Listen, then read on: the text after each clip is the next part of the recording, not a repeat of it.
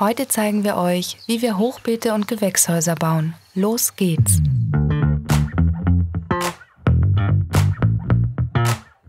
Für unsere Hochbeete bauen wir uns einen Rahmen aus alten Paletten.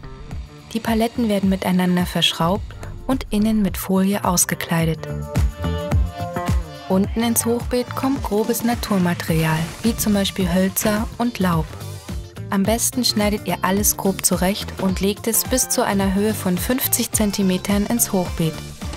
Darüber gebt ihr etwas Erde, um das Beet zu verdichten. Der Boden sackt in jedem Fall noch nach. Nun folgt im Idealfall eine Schicht Pferdemist und darüber gute Komposterde aus dem letzten Jahr. Falls ihr die letzten beiden Komponenten nicht zur Verfügung habt, wendet euch doch mal an einen Reiterhof in eurer Nähe.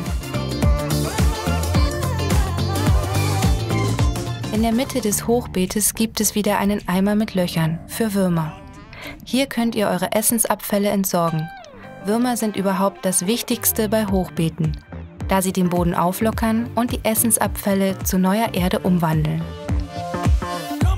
Beet steht, jetzt wird gesät.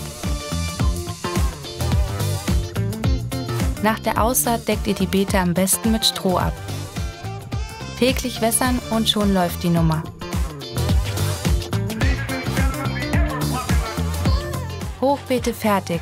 Schreit nach Gewächshaus, oder? Gesagt, getan. Wir bauen einen Rahmen aus Rundhölzern, um dem Ganzen etwas Stabilität zu verleihen. Anschließend treiben wir ein paar Eisenstangen neben den Paletten in den Boden. Mit 2 Meter langen Kunststoffleitungen, die man normalerweise zum Verlegen von Stromkabeln verwendet, schaffen wir einen simplen Unterbau und fixieren ihn mit Kabelbindern. Das Ganze überziehen wir dann mit UV-Folie. Günstig, flexibel, für unser Vorhaben perfekt.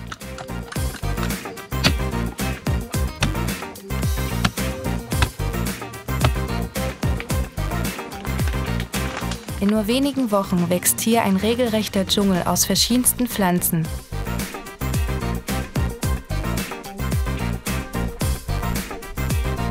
Wir merken uns jedoch fürs nächste Mal, dass wir alles nicht so eng sehen sollten.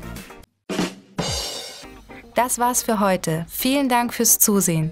Wenn euch das Video gefallen hat, erzählt euren Freunden davon, lasst gerne ein Like da und abonniert den Kanal.